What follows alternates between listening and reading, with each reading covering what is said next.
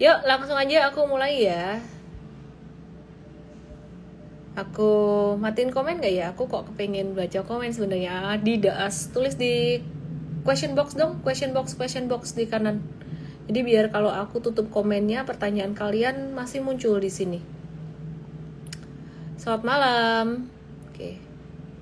Malam hari ini kayaknya sepi yang nonton live pada masih liburan dan perjalanan pulang. Aku tetap nge-live pokoknya selama aku lagi bisa, aku lagi nggak sibuk, aku tetap nge-live. Dan malam hari ini tuh ininya aku lihat nih, mau tau nggak behind the scene-nya? Ini aku pakai laptop yang lain gara-gara laptopku yang biasanya pakai si Asus ZenBook ini updates underway terus, sudah 1 jam kayak gini. Jadi ini diganjel apa coba? Tempat kue, ini kue kotaknya kue terang bulan. Terus di sini ada Anya, lucu kan, ditemenin sama Anya. Yang di tok yang di YT aku nggak berani ubah-ubah settingku ya, takut nanti berubah ribet. Jadi anyway, yuk kita mulai aja live malam hari ini. Seperti biasa di Igoy ada chartnya dan lumayan effort malam hari ini. Oke, langsung ya, kita mulai ya. Lumayan effort, kenapa effortnya? Thank you giftnya, karena laptopku updates.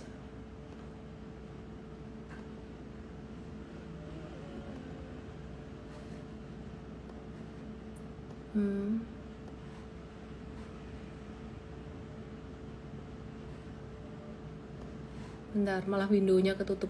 Oke. Agak nggak biasa pakai laptop yang ini. Oke, mari kita pakai MacBook buat nge-live. IHSG start dari sini ya, buat ngasih arahan kalian tiap hari yang pejuang cuan, para pejuang cuan.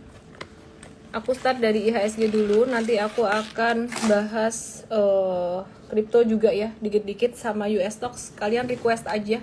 Saham US apa aja yang mau dibahas, kripto apa yang mau dibahas, koin apa. Hari ini pokoknya having fun kita. Terus market value hari ini tuh sepi banget, 7,8 triliun rupiah doang. Di pasar reguler 7,1 triliun, itu ada saham BRI, GoTo, dan BRMS. Masing-masing net sell BCA, BRI, BMRI, BNI, dan GoTo. Terus kita lihat potretnya bagaimana, seperti yang kemarin kita udah bahas. Penguatan saham-saham big banks ini sifatnya masih temporer, jadi masih pelan ya. Kalau kalian berharap buat trading sih ya agak lambat sih. Ini lebih ke investing, jadi ini masih sideways aja. Jadi aku nggak akan bahas banyak di sini. Yang kalian nanya BRI, aku bahas di awal, jadi yang telat nanti nonton rekamannya aja atau recordingnya aja. BRI di bawah tuh turunnya udah mulai melandai dan nggak sampai yang breakdown lagi ya BRI-nya ya. Jadi udah mulai melandai gitu. Dengan supportnya 4060, dia nggak jebol support dari 4060.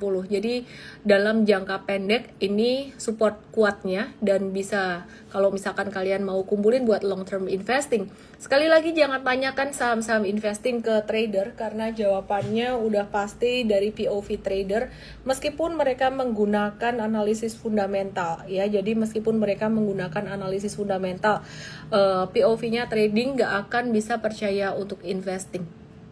Dari 4 saham perbankan ini aku lebih suka BBCA pasti, dengan kinerjanya yang masih terus bertumbuh paling tinggi di antara 3 yang lainnya. Tapi kalau valuasi murah, bicara valuasi murah memang BBRI ya. Jadi sekali lagi nggak bisa dijustify pakai sekedar fundamentalan di mata trader gitu. Jadi kalian mesti tahu yang kalian follow itu trader atau investor. Kalau trader ya udah ngomong trading aja lah, pakai ilmu trading gitu loh. Oke. Jadi standar deviasi di bawah -1 buat BBRI saat ini valuasinya, jadi masih murah. Terus kemudian BBNI ini bukan buat trading juga, lebih ke investing. Hari ini sideways seperti perkiraan kemarin. Kemarin kita ada bahas tentang USD yang masih kemarin tuh kan menguat ya, kemarin hijau gitu. Rupiahnya kemarin agak melemah, terus hari ini meskipun candlenya merah sebenarnya tadi pagi sempat naik. Makanya nggak heran saham-saham big banks-nya tuh agak-agak melambat gitu. Oke. Kemudian kita mau lihat saham GoTo yang hari ini rame banget diperdagangkan. Ini bukan trading recommendation, bukan juga investing recommendation ya. Kalau kalian ada swing trading GoTo, waspadai profit taking sekitar area 78 sampai area 80. 78 sampai area 80 untuk GoTo. Oke. Jadi udah dekat area profit taking. Big picture-nya GoTo ini membentuk pattern inverse head and shoulders yang artinya ada tanda pembalikan arah naik. Dan secara fundamental, ini aku gambarin dulu GoTo-nya, bentar, ini salah gambar. Aku gambar dulu GoTo-nya di sini 1, 2, 3 ya, shoulder kiri, shoulder kanan, dan kepala di tengah. Secara fundamental kerugian dia sudah mulai terus berkurang dan fundamentalnya udah mulai membaik lah ya. Jadi kerugiannya udah mulai semakin mengecil, tapi tetap hati-hati, ini udah dekat resisten 80 gitu. Kemudian kita mau lihat saham dari sektor teknologi lain, yaitu ada Arto. Ini juga bukan trading recommendation, aku bahas ini karena saham ini aktif hari ini ya. Nah, kelihatan di sini ini ada satu tren turun, ada satu pattern broadening kayak gini. Apakah ini tanda pembalikan arah naik ya? Kita watch aja. Kalau aku personally lebih memilih saham-saham perbankan yang konvensional daripada perbankan digital ini ya, karena nanti kalau misalkan gerak, yang gerak biasanya perbankan yang secara fundamental lebih kuat, yang udah lebih cuan dulu. TLKM hari ini juga cukup ramai, sempat naik lumayan di pagi hari, tapi kemudian bergerak sideways. Udah sesuai perkiraan semuanya bahwa market masih sideways di awal Januari, masih sepi perdagangan. Kenapa? Karena ya masih pada liburan, big money-nya pun juga masih pada liburan. Terus kemudian di sini rupiahnya juga belum menguat, meskipun kemarin ada sentimen positif PPN nggak jadi naik. Tapi harga barang kayaknya udah banyak yang kadung naik sih. Ada yang bilang, yang komen-komen di IG aku tuh banyak banget yang bilang kayak gitu. Oke, terus kemudian jadi PPN naik secara tidak berasa ya. Oke, terus kemudian aku mau update dari sektor consumer goods. Jadi kemarin aku udah bahas banyak tentang consumer goods, ICBP, Indofood.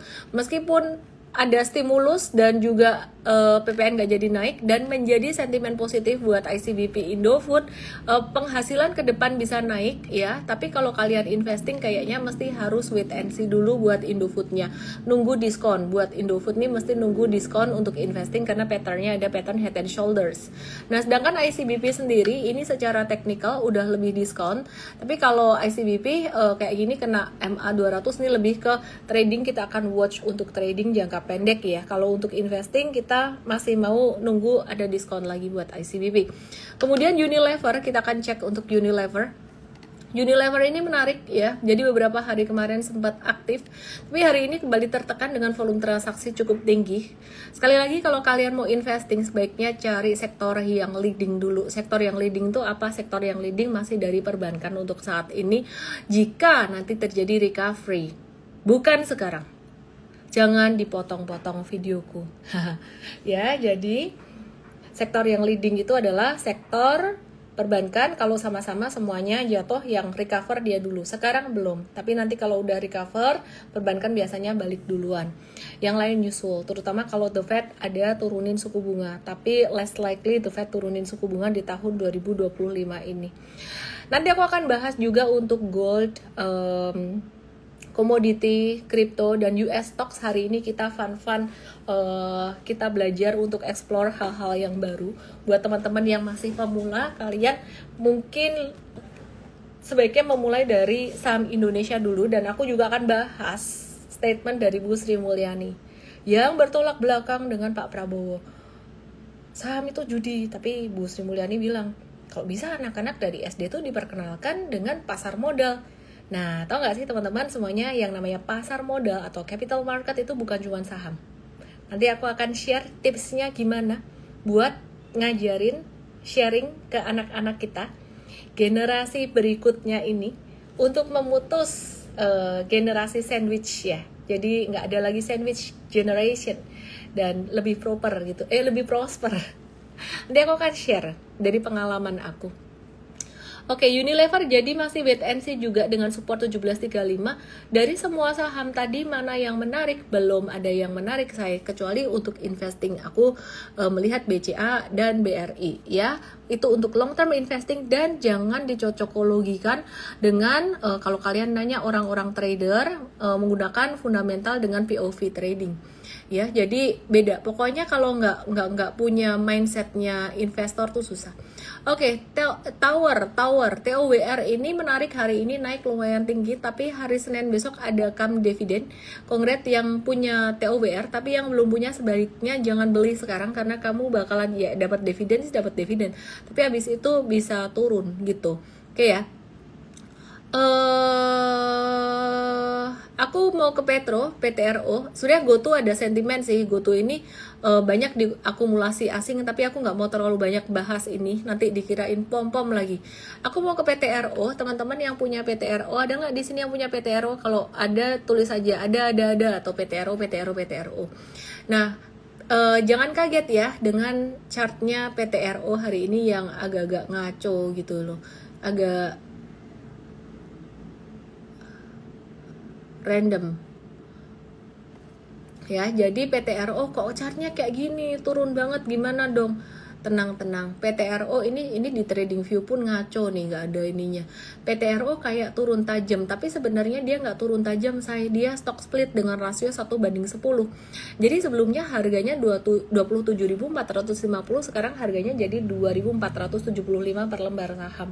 Kayak pizza itu loh, dibagi-bagi jadi 10. Nah, jadi kalau kamu punya satu buah pizza, punya satu pizza utuh bulat, terus dipotong-potong, terus dibalikin ke kamu, masih sama kan ya? Masih sama ya. Jadi kamu dapat 10 potongan pizza itu. Value-nya, nilainya masih sama. Dulu ada temen aku yang gak ngerti stock split itu apa, dia lihat harga sahamnya langsung turun, geblak dia. Dalam arti yang konotasi sih, cuman dia kaget aja gitu loh. Jadi tenang aja, itu nilainya masih sama. Stock split tuh kebalikannya adalah reverse stock split. Lebih bagus mana stock split atau reverse stock split? Lebih bagus stock split daripada reverse stock split.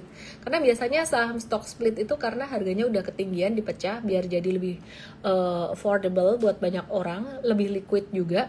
Nah, sedangkan kalau reverse stock split itu sahamnya tuh udah terlalu murah, nggak laku ya. Terus di reverse stock split biar dia naik harganya kayak mahal gitu, jadi diringkas dari potongan pizza yang kecil-kecil. Anda punya 5 pizza gitu ya, dijadiin satu, dilebur jadi satu. Anda punya 5 slice atau 10 slice pizza kecil-kecil, terus dilebur jadi satu. Kira-kira efeknya apa? Efeknya adalah biasanya harga sahamnya akan turun lagi. Kalau saham yang bagus di reverse stock split, dia akan naik lagi. Tetap kayak gitu. Jadi sebenarnya tergantung fundamental perusahaan. Tapi apakah stock split itu menjamin harga saham naik? Belum tentu. Kadang kalau perusahaan itu jadi terlalu liquid, kayak HMSP dulu sebelum dia right issue, jumlah saham beredar tuh dikit banget, kayak 2% doang.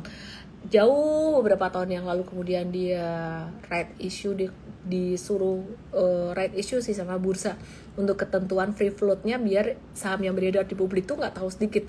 Nah, ketika HMSP keluarin saham baru, terus kemudian dia stock split, wah jadi liquid banget, malah nggak naik-naik gitu. Oke ya, terus habis itu turun karena sentimen yang lain. Oke, akan ada saham Raja itu divestasi saham Ratu dan akan meraih 405,9 miliar. Terus Ratu ini bakalan IPO dengan harga 1.150 per lembar saham. Banyak juga yang nanya di sini. Dan IPO ini mencakup 543,01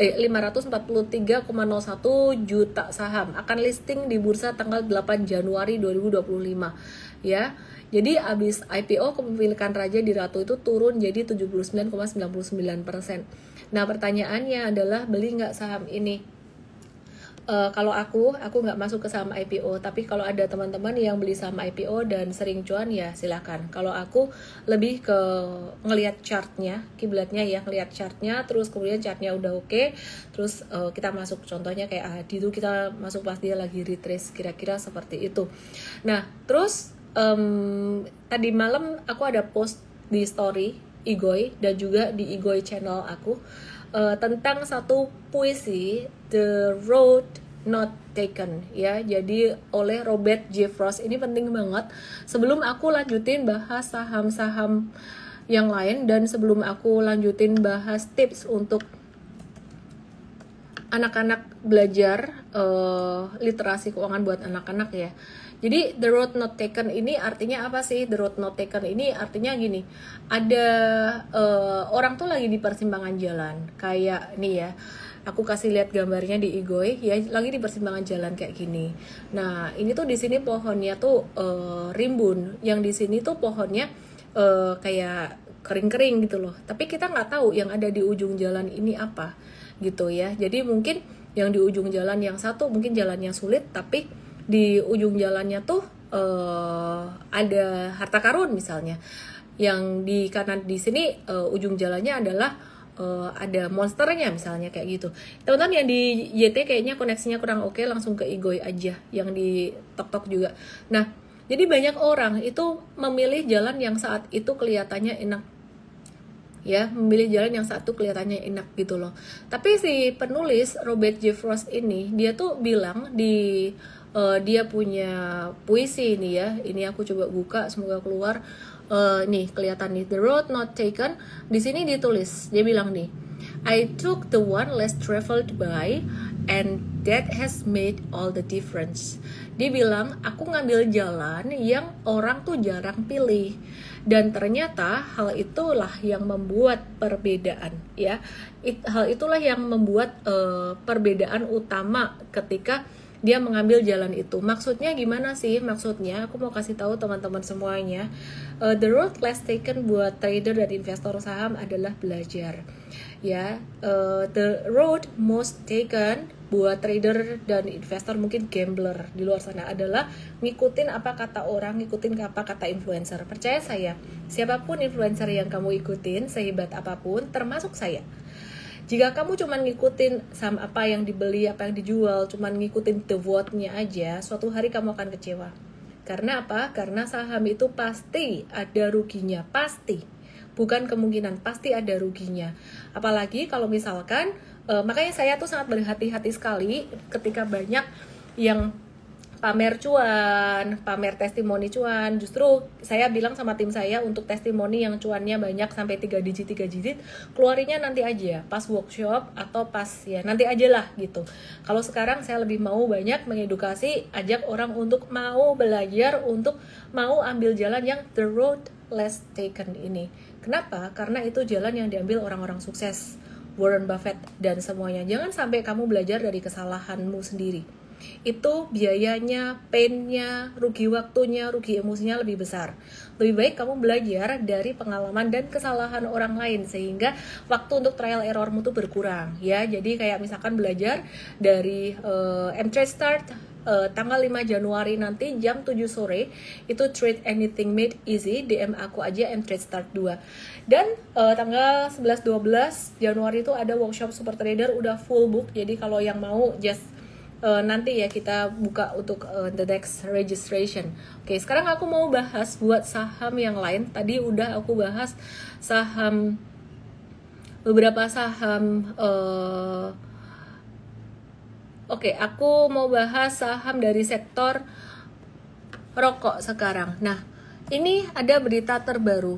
Ternyata di sektor cigarettes ini atau sektor rokok ini Dijen Pajak Kemenkeu memastikan tarif PPN hasil tembakau tetap naik. Jadi hati-hati sama berita beberapa waktu yang lalu ada food. Kalau orang kripto tahu tuh food, tulis tuh food apa? Ada foodnya apa? Foodnya ya, orang-orang takut tuh, fear, ada fear ya. PPN naik gitu. Ternyata nggak jadi naik. Terus sebaliknya ada sentimen, ada yang bilang, wah nanti cukai atau tarif untuk rokok nggak naik. Ternyata tarif rokok naik di 2025. Jadi angkanya sebelumnya di 9,9% ketika PPN masih di level 11%. Terus saat ini PPN beberapa barang ya, nggak semua, naik jadi 12%. Itu maka dasar pengenaan pajak hasil tembakau itu jadi 10,7%. Nah, terus PPN yang lebih tinggi ini bisa jadi beban pajak buat rokok. Tapi ketika saya ngobrol dengan beberapa pengusaha rokok ya, yang gede-gede gitu, salah satunya gak usah sebut ya, tapi kalian pasti tahu lah yang udah follow aku lama. Gak enak karena sebuah privilege diajak ngobrol sama mereka. Tapi ya intinya dengan adanya kenaikan cukai ini sebenarnya menjadi kesempatan buat mereka bisa naikin harga, karena kalau nggak kayak gitu tuh susah naikin harganya. Dan itu sebenarnya katanya sih ya, kata beliau sih bagus untuk mereka. Oke teman-teman yang di TokTok yang di YT, langsung ke Igoy, aku mau share chart lagi. So you have be very careful dengan gudang garam dan HMSP ya. Jadi valuasi murah bukan jadi dasar untuk belanja, untuk investing, tapi mesti harus melihat checklist pertama itu adalah pangsa pasar dan bisnis model. Bisnis modelnya gimana? Udah sunset kan? Ya, jadi kalau misalkan udah sunset, investor-investor nggak suka, itu checklist pertama secara kualitatif. Warren Buffett pakai itu sejak dia kenal Charlie Munger dan Philip Fisher. Jadi bukan value investing doang. Kemudian yang kedua, aku kok tiba-tiba kepikiran hal yang random, nanti aku share ya. Kemudian yang kedua, manajemen perusahaan. 3 profitabilitas, baru keempat valuasi. Oke ya. Jadi dari sini checklist pertama aja ini udah nggak oke. Jadi mungkin kalau dia naik kita nanti trading aja dulu, tapi kalau untuk investing kok kayaknya aku nggak ya. Oke, terus kemudian ini HMSP juga belum ya. Ini HMSP juga belum, mungkin trading aja. Kalau nanti ada peluang ya trading aja. Terus kemudian aku mau kasih lihat kalian buat HMSP supportnya 630 ya. Belum breakdown di area tersebut, masih di support, tapi wait and see dulu. Oke, terus aku mau cek Q&A sambil aku nyalain komen. CPDK sama Ratu yang mau IPO, seperti biasa aku nggak trading saham IPO. Jadi kalau buatku tuh beli saham IPO itu benar-benar spekulatif banget. Jadi orang-orang pada euforia di AAD, ya nyatanya ya bisa turun, and that's normal gitu loh, bukan berarti AAD jelek. Oke ya, jadi kalau mau ngetes dikit aja, itu benar-benar kayak spekulatif banget sih sebenarnya kalau beli saham IPO. Oke, AAD di sini ada normal correction, potensi membentuk double bottom dengan supportnya sekitar 7425-an, dan dia bakalan sideways dulu sesuai dengan perkiraan. Jangka panjang masih menarik karena valuasinya masih murah dengan pangsa pasar, bisnis model, dan juga profitabilitas yang masih bagus. Tapi wait and see dulu ya buat kalian yang mau invest di AAD, apalagi jiwanya mental trader. Tunggu di area dekat support dulu sekitaran 7425-an, trading aja kalau nggak siap untuk investing. Oke ya. Terus kemudian ini aku mau cek BBRI, masih banyak yang nanyain, tapi tadi aku udah bahas di awal. Jadi aku akan bahas saham yang lain, karena kalau keseringan aku bahas nanti dikira aku pom-pom saham itu. Oke, terus Astra International ini masih belum berubah juga analisisnya. Support kuat 4870. Ini buat trading sideways itu sebenarnya gampang. Ini trading sideways itu supportnya 4870 sampai 49-an. Di sini adalah area buy on weakness. Kemudian profit takingnya sekitaran 5.000 ke atas.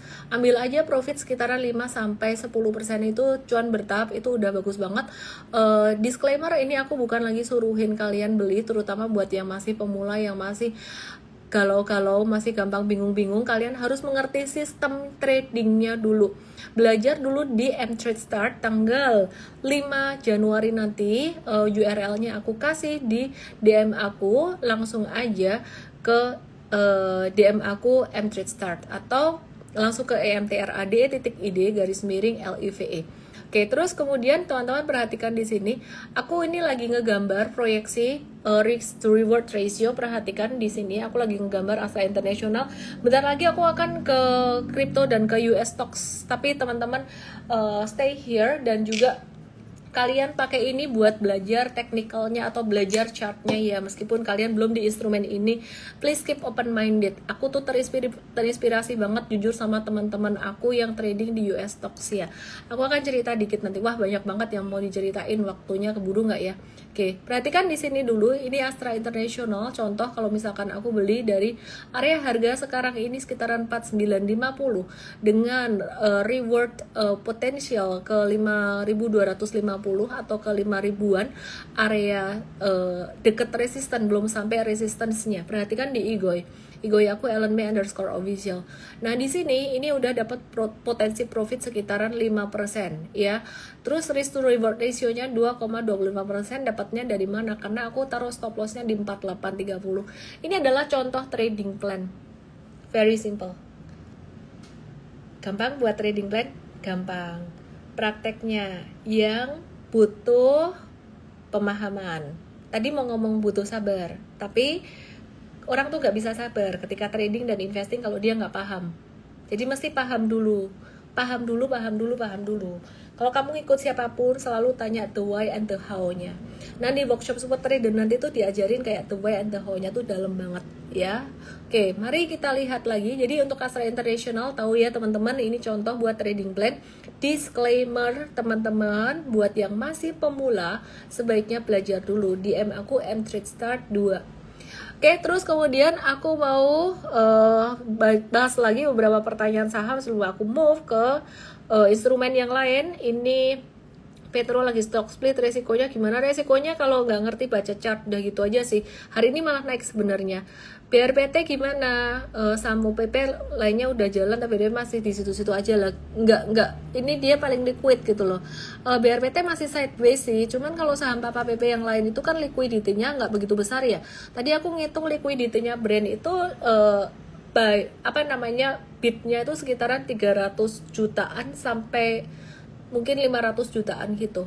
Nggak kecil juga tapi nggak gede. Jadi kalau cuman segitu mah iya gampang nariknya ya. Cuman aku berhati-hati dengan saham-saham yang kayak gitu. Ini udah naik terus ya. Ini buat lucu-lucuan aja lah ya. Lucu-lucuan berhadiah gitu. Jadi aku nggak technicalin. Selama kamu cuan ya take profit aja bertahap. Intinya cara mainnya semakin tinggi semakin profit taking. Semakin tinggi tuh mengukurnya bukan dari dia udah naik berapa banyak sih. Ya itu ya bisa. Tapi aku justru mengukur dari garis kemiringan trennya gitu. Jadi kalau semakin cepat naiknya, jadi garis kemiringan tren itu mengukur kecepatan. Mengukur kecepatan tren. Ini trend angle. Aku coba ukur di sini. Nah, ini 62%, 65%-an lah, sekitaran itu. Ini tuh udah lumayan cepat, di atas 45% udah cepat. Nah, nanti kalau sampai naiknya lebih cepat lagi, you have to be very careful. Sekarang ini masih resikonya, ini nggak 50-50 sih. Ini berarti udah lebih cepat naik dan lebih cepat turunnya. Kira-kira kayak gitu. Oke, aku mau jawab next question. Breeze, bagaimana dengan Breeze? Oke. Sideways aja. Masih ada harapan nggak ke 3000? Bisa dong. 3000 kan gampang kesentuh. Desember aja kemarin kesentuh. Bisa dong. Bisanya kapan? Ya 1-2 bulan. Disclaimer ya teman-teman ya. Akra. Yang masih menganggap kepastian, dicatat harus kepastian, itu berarti belum siap loh di saham. Akra lagi downtrend, avoid dulu. BRMS bagaimana? Katanya BRMS juga breakout nih. Lihat di IGOI. BRMS enggak breakout, ini ketahan resistance. Nah, perhatikan. Definisi breakout tuh breakout yang mana?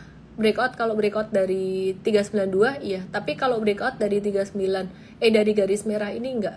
Ini pasti resistance-nya. Oke. Yang swing trading siap-siap profit taking ya. Terus BSDE sama CTRA, ada yang nanya juga BSDE dan CTRA. Ternyata banyak kode saham BSDE di luar sana. Masih downtrend. Ini prinsipnya kalau yang ini kayak saham-saham banking, menabur buat investing ya. This one not for trading, for today ya. Today sih nggak buat trading. Kemudian CTRA ini dia bakalan bentuk double bottom, jadi ini bakalan menarik buat teman-teman investor juga, kira-kira kayak gitu. Terus ada yang masih hold support bawah 950, breakdown 950, cut loss, tapi di atas itu masih hold. Kecuali kamu mau investing dari trader jadi investor, bisa nggak? Hahaha. Kalau fundamental perusahaan oke sih bisa. Dan CTRA termasuk yang bisa. Hahaha. Oke. Jangan dibiasain kayak gitu ya, karena nanti kalau nyangkutnya lumayan lama ya kamu nggak punya modal buat muter. Akses jangan dulu, ini memang lagi disupport tapi wait and see dulu aja. Cuan saham Pak PP agak susah di technicalin, bukan agak susah sih, karena faktor likuiditasnya. Jadi gampang ditarik, gampang turunnya juga. Mau tahu gampang turunnya bagaimana? Saya bukan lagi ngejelekin atau ngebagusin satu saham, tapi lihat di chartnya di sini. Ini bisa dalam sehari turun 18%, ini sehari turun 10%. Yang di sini dalam sehari turun sekitaran 5,7%. Ya, jadi anyway, kamu mesti siap di sini resikonya. Ya, kalau nggak siap resikonya jangan. Nah, better kalau mau beli cuan itu tunggu retracement deh, tunggu dia ada sideways-nya dulu. Sideways tuh bentuknya kayak gini, ya. Jadi tunggu ada retracement dulu, oke? Gak ada yang nanya saham asing toh ini. Saham US. Apakah ada promo untuk gabung M-Trade hari Minggu? Hari Minggu. Nanti ikut M-Trade Start, ada promo di situ. Jadi kamu mesti yang ikut M-Trade Start baru dapat promo. DM M-Trade Start ya, M-Trade Start 2 tanggal 5 Januari. Untuk gabung M-Trade ada promo tanggal 5 Januari nanti ya, ikut M-Trade Start dulu karena kita mau kamu teredukasi. Oke, kalian mau nanya apa? Aku nyalain komennya untuk US stocks dan crypto. Oke, jadi untuk kripto sendiri, tadi ada yang nanya kripto, US ada yang nanya kripto, ini XRP. XRP patternnya menarik di sini. Dia disclaimer kalian kalau saya bilang menarik jangan dihajar beli. Dia membentuk pattern flag, cuman pattern flag ini sebaiknya ya belinya antara kalian dekat support di bawah, di gambar bawah ini ya. Angkanya sih kurang lebih sekitaran 2, sekian. Ini aku XRP USDT ya, bukan XRP IDR. Jadi di support di sini sekitaran level 2. Ini disclaimer dan ini very high risk. Trading crypto very high risk, lebih high risk daripada saham. Naiknya lebih cepat dari saham, kalau turun bandingannya juga lebih cepat dari saham. Kalian lihat di Igoi aku chartnya dan belajar di hari Minggu tanggal 5 nanti. DM aku M-Trade Start 2 untuk dapetin linknya, atau langsung ke emtrade.id_LIVE. Ini yang di saham pada nanya Daas, oke. Ntar aku cek ya. Terus ada Cardano, oke. Pesap, oke. Sekuritas buat US stock apa banyak sih, macem-macem sih ya. Cuman belakangan ini aku lagi cobain Reku, lucu sih, appnya tuh ada quiznya kayak gitu, terus ada packnya, kira-kira kayak gitu sih. Ntar aku kasih linknya di story aku ya. Oke, jadi ini cara tradingnya, antara kamu beli breakout dari garis merah atas ini atau buy on weakness ya. Nah, aku saranin pakai time frame yang lebih kecil supaya profit takingnya lebih cepat buat kalian. Dan nggak boleh banget, dilarang banget trading crypto kalau kamu nggak bisa baca chart. Kalau kamu nggak ngerti ilmu atau sistem super trader, ini jauh lebih beresiko daripada saham.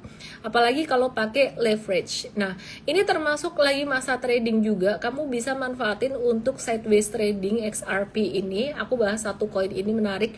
Jadi sideways trading itu gimana? Kita tinggal tandain aja support bawahnya tuh di area berapa. Ya, jadi kalau misalkan kamu ngerti ilmunya super trader tuh pakai buat instrumen apa aja bisa. Kayak misal nih, aku taruhin 2 garis, yang satu biru ini di bawah, lihat di Igoi aku _official, angkanya sekitar 1,97 dan di bawah ini 1,82. Ini adalah area buy kamu yang low risk. Pelit banget nawarnya, bukannya kita kan cuma mau trading cepat aja. kok nawarnya belit banget, kenapa nggak beli sekarang aja?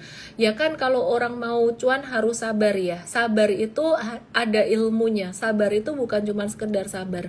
Jadi ini area biru bawah adalah area beli sampai ke merah bawah.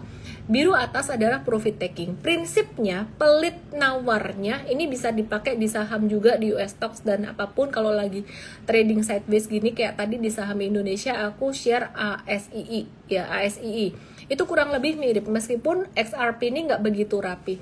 Prinsipnya nawar sepelit-pelitnya, kalau kripto tuh nawar sepelit-pelitnya, jangan trading breakout.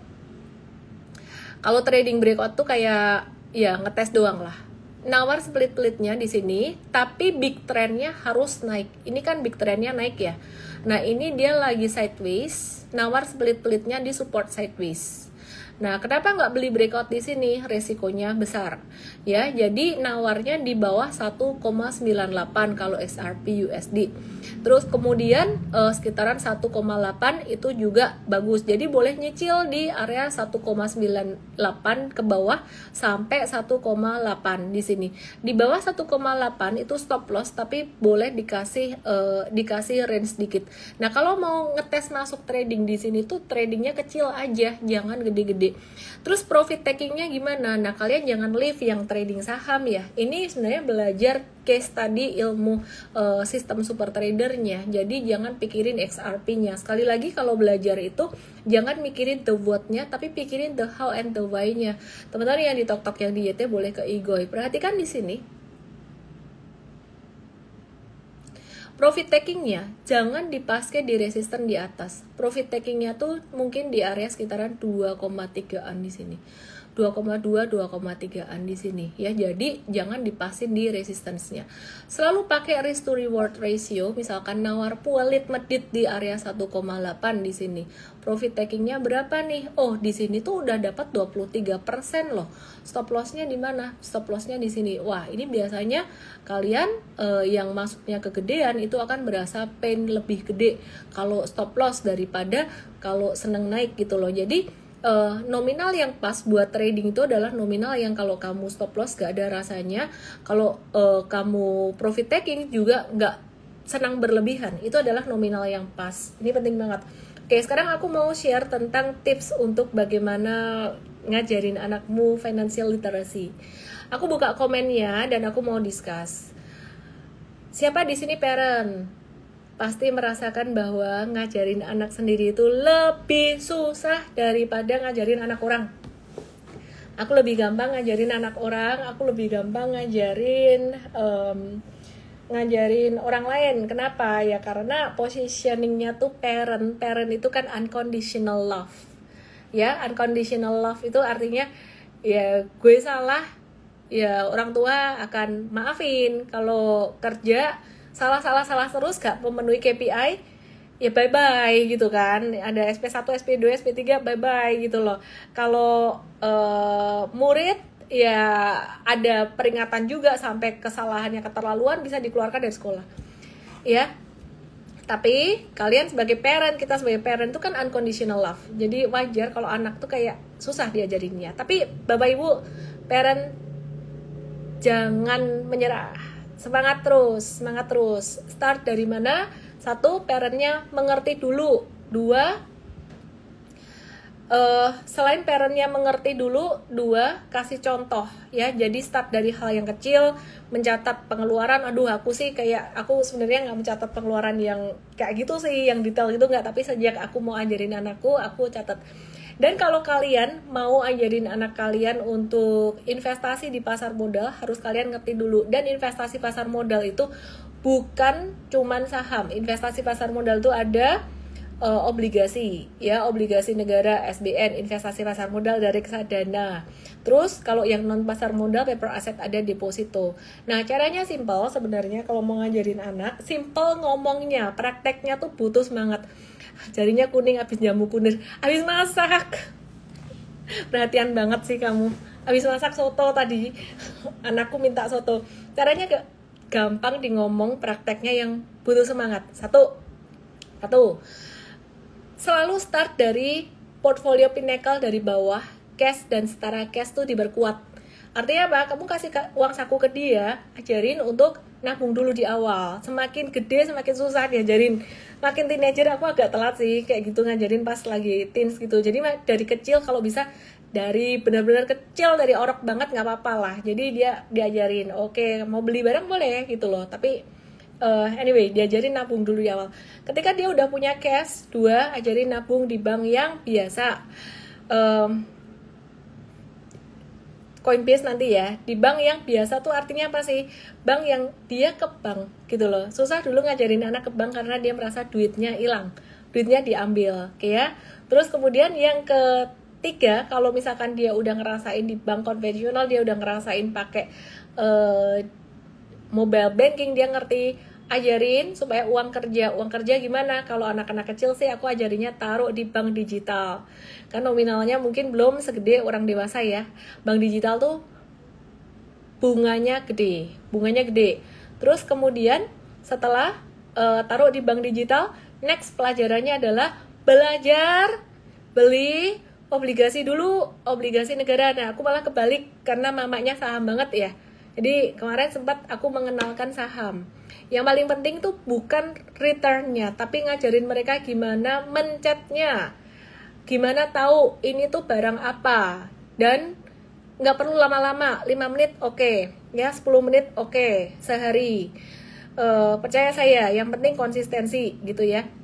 Baru setelah itu masuk ke saham dikit-dikit ya, dengan account orang tua. Kalau udah usia 17 ke atas boleh dibukain account. Nah tentang pajak nanti aku akan share juga. Orang tua harus kuat mindset investasinya, karena kalau enggak kamu akan mendidik gambler baru di masa depan. Orang tua harus kuat mindset investasinya ya. Jadi yang diajarin mindset investasi dulu, investasi dulu, membangun aset dulu. Baru kemudian setelah dia fasih di saham, baru pelan-pelan ajarin chart. Jadi diajarin ilmunya dulu, jangan terlalu banyak diiming-imingin cuannya dulu. Aku sendiri masih naik turun, yang penting ada usaha daripada tidak sama sekali. Kurang lebih kira-kira kayak gitu teman-teman. Rencana Bumenko bursa masuk kurikulum SD, masa sih? Perasaan aku belum denger deh.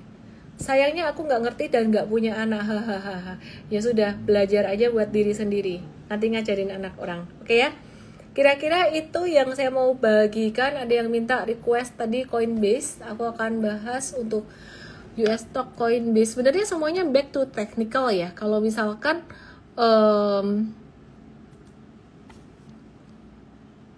kalian ngerti sistem super trader, bakalan bisa juga buat analisis apapun. Cuman ini Coinbase kok internetku remote apa ya, nggak bisa nih. Iya, oke, ini dia. Ini kalau kayak gini ya simpel aja sebenarnya ya. Kita cari support resistance-nya. Yang paling penting kalau mau trading buy, ini yang gede, tren gedenya mesti naik dulu. Nah ini trennya lagi turun. Aku mau tarik satu garis yang signifikan banget di sini. Pang Ronald, backdoor listing itu bagus nggak? Sambil jawab ya. Backdoor listing, iya tergantung bagus nggak bagus. Kayak Pani itu, Pani backdoor listing ya bagus. Ini Coinbase ini lagi disupport di sini dan dia jatuhnya turunnya itu dia konvergen, turun dengan volume kecil, jadi ada potensi dia bisa mantul. Oke, Bapak udah ngerti lah Pak ilmunya gimana, Pak Hendra. Oke, terus kemudian BTC, Bitcoin bagaimana? Bitcoin sekarang ini tren gedenya di daily lagi sideways banget dan ada potensial head and shoulders.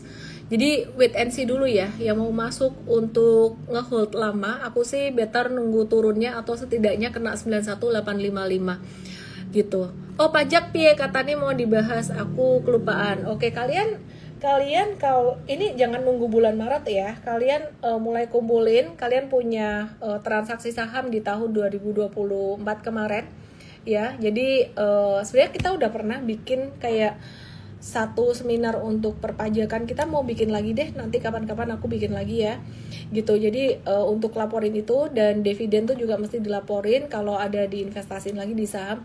Yang kemarin aku mau bahas tuh pajak buat anak sebenarnya. Kalau anak-anak masuk berinvestasi saham itu pajaknya gimana? Bisa diakuin di NPWP orang tua atau di NPWP dia sendiri kalau sudah cukup umur, udah punya KTP gitu. Nah, aku lagi mikir-mikir antara mau masukin ke aku punya NPWP atau NPWP bapaknya atau di dia punya sendiri. Jadi sekalian ngajarin anak tuh buat ngisi SPT gimana. Gitu sih, buat edukasi dia, sesimpel itu aja. Transaksi itu yang dijual aja ya.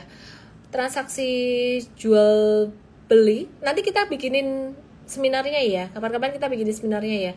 Dan aset saham kamu itu dengan value buy-nya, yang diakuin dengan value buy-nya.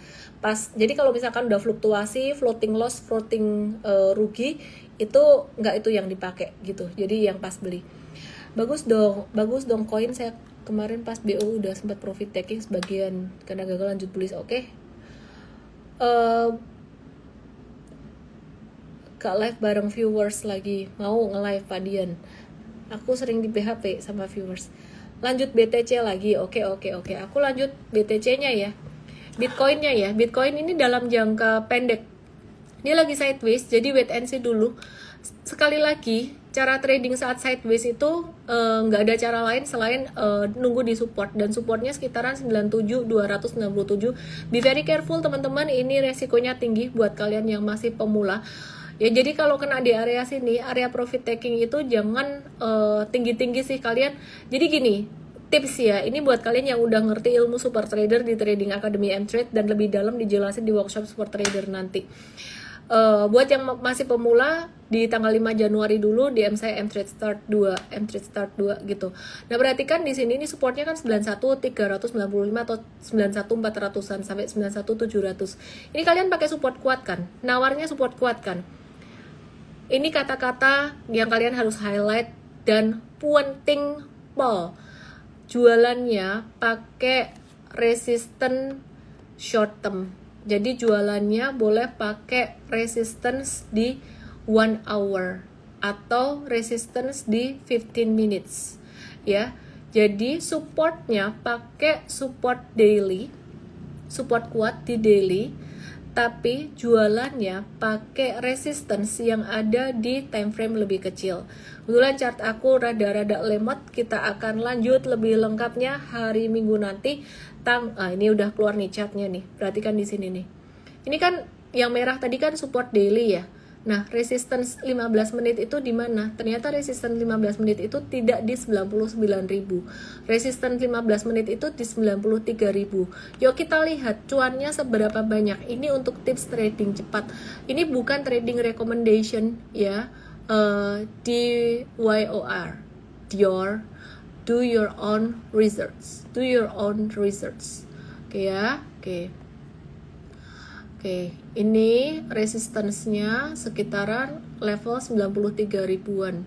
Stop loss-nya pakai stop loss kecil juga. Jadi di sini risk to reward ratio-nya masih sekitaran 2,2%-an. 2,25 kali gitu loh. Terus waduh, tapi itu kok kecil banget. Aku mau lebih gede ya. Aku mau lebih gede cuannya. Pakai resistance di 95 ribuan, boleh nggak? Di sini ada resistance lagi. Boleh, tapi harus menunggu agak lama. Berarti time frame-nya trading agak gede. Intinya kalian masih harus belajar dulu ya. Oke, prospek dari Petrosi TBK gimana? Tadi aku udah bahas. Thank you semuanya buat yang nonton live malam hari ini, meskipun kalian lagi liburan atau lagi perjalanan. Di sini ada nggak yang lagi perjalanan liburan, baik perjalanan pergi ataupun perjalanan pulang. Semangat buat semuanya, dan jangan lupa hari Minggu nanti jam 7 sore. Hari Minggu nanti jam 7 sore belajar di M-Trade Start 2. Biar kalian nggak bingung hanya dengan mendengarkan apa kata orang. Saya Ellen May, salam profit. Aku gak paham baca chart, cara kata Vivi Liu itu wajib buat trader. Kalau kamu nggak bisa baca chart, jangan trading dulu, belajar dulu. Market buka terus tiap hari, nggak kehilangan kesempatan, nggak kehilangan peluang. Kalau kripto bukannya selalu dilewatin supportnya, kalau mau naik dicebolin ke bawah. Makanya aku bilang kripto itu resikonya lebih gede. Jadi kamu supportnya harus pakai support yang kuat banget, bahkan pakai tail yang di bawahnya. Gitu sih. Bahas kripto gak menarik, Miss. Itu buat contoh sih. Jadi anyway, mau kripto, US stock, saham Indonesia, semuanya bisa cuan. Dan semuanya bisa bikin rugi juga. Cara mematikan auto update Windows 10 dan 11 permanen. Wah, thank you tipsnya. Salam profit. Kaosnya jadi kelihatan imut. I'm super trader but imut. Nih, tangannya kuning-kuning habis masak soto. Jadi hobinya masih kayak ibu-ibu pada umumnya. Tapi belum sempat makan. Jadi saya mau makan dulu. Ditunggu seminarnya tentang pajak. Oke, saya cari pematerinya yang jos dulu. Salam profit, good night.